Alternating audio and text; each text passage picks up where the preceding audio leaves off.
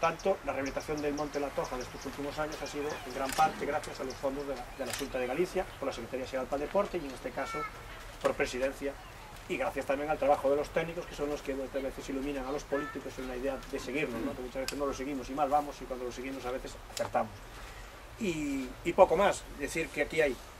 dentro de la inversión de una parcela del vallado de 12.000 metros cuadrados, tiene después una zona que es de establo. Según nos indican los técnicos, es que el establo poco lo van a utilizar, sería únicamente en casos de mucho frío o de sentirse atacados o ciegos que irían a él, porque de comida también nos han indicado que aunque tienen comida de sobra, la propia parcela les debería de dar de sobra para el número de animales que en ella existe. Y al lado hay un pequeño almacén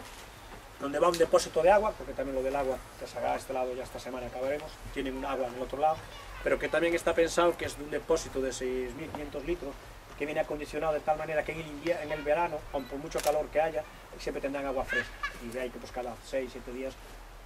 moverlo o cambiarlo. Pero bueno, es que el animal no le va a faltar de nada, tiene hasta un sistema donde se apoya con el hocico, golpea y ya le sale el agua del propio depósito, o sea, para, pues en esta semana acabo de instalar. Y nada más, es decir, agradecer en este caso a la Xunta la apuesta que ha hecho desde dos consellerías diferentes al Monte de La Toja, y nada más que pasar en este caso la palabra al señor alcalde, perdón, en este caso, vamos a tener así para que el alcalde cierre el acto, esto del protocolo de que se me olvide, y poco más, pero es que esto ahora sea pues, de goce y disfrute de todos los gallegos. Simplemente para felicitar ao Concello do Grove por esta magnífica iniciativa que supón a posta en valor pues, un elemento que non se sabe se é legendario ou é real, pero que sí que ten unha vinculación pois, coa tosa e co descubrimento das augas mineromedicinais, e por outra banda pois, suliñar o compromiso da Xunta de Galicia a través do Fondo de Compensación Ambiental con este tipo de iniciativas desenvolvidas polos concellos. Hai que lembrar que esta subvención pues, provén dos ingresos que se recaban co canon eólico, co que se grava a explotación pues, eléctrica, a utilización do vento, e que, bueno, pues, como se ve, pues, intenta repartirse para que os concellos pues, que hasta este momento non participaban pues, nestes beneficios que dá a explotación de enerxía eólica, pues, agora participen e podan realizar iniciativas pues, deste tipo. En definitiva, felicitar ao Concello do Grove con unha boa iniciativa, pero que os veciños do Grove e os do resto de Galicia pues, disfruten esta magnífica idea. Gracias.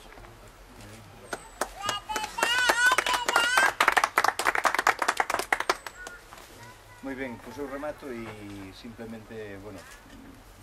máis que nada agradecer a todos o que nos hayades acompañado na posta en marcha desta iniciativa tan singular, non? É frecuente, digamos, que nos juntemos como agora para inaugurar pues, obras de todo tipo. É frecuente tamén que nos juntemos pues, para ir a botar a andar servicios municipales, iniciativas culturales, xornadas lúdicas ou gastronómicas, digo, porque na época en que estamos, pero non é nada frecuente que nos juntemos pues, para unha iniciativa tan bonita como esta que nin máis nin menos pues, que vamos de alguma maneira ampliar a plantilla do Concello con dous animaliños. Isto non é nada frecuente, non? Pero por outra banda evócanos, elévanos moito tempo atrás, a principios do século pasado, cando a condesa Emilia Pardo Bazán, que se descubreu pues, como unha asidua dos balnearios da época. Ela era asidua de Mondariz, pero logo descubreu a Toxa e tamén pasou aquí largas temporadas. Ela, a principios de século, pues, nos seus escritos xa nos falaba da historia ou da lenda do burro que dou lugar ou dou orixen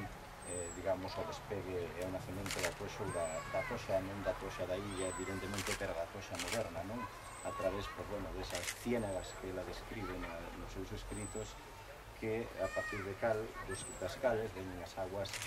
mineromedicinais, e dai naceu todo. Naceu primeiramente o Gran Hotel, que temos o seu director. Despois veu a ponte, máis adiante viñeron as fábricas de xabón e todo o despegue turístico, que por outra parte supuxo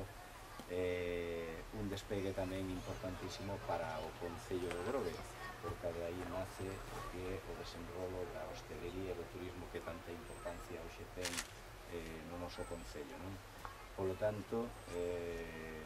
a través deles que nos están aquí ahora, os acabamos de ver, de Emilia e de Pardo, estes dous animaliños, que quede o reflexo do que a Concellaría de Medio Ambiente, a que quero felicitar o seu técnico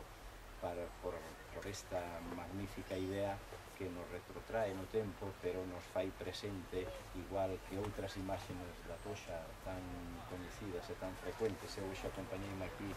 desta guía turística desa época de principios de século, con aquel legendario hotel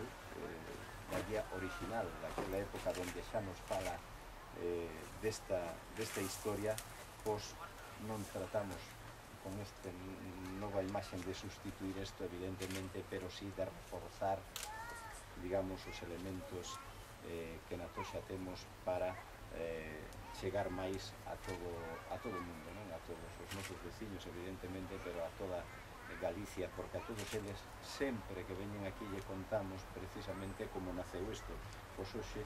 que o vexan tamén a través destes dous animaliños que, por outra parte, contribuímos a que a especie que está en peligro de extinción pois que non decaia. Esperemos que así o vexa todo o mundo, que o sepa entender desde este punto de vista e, sobre todo, que disfrutemos dele. Moitas gracias.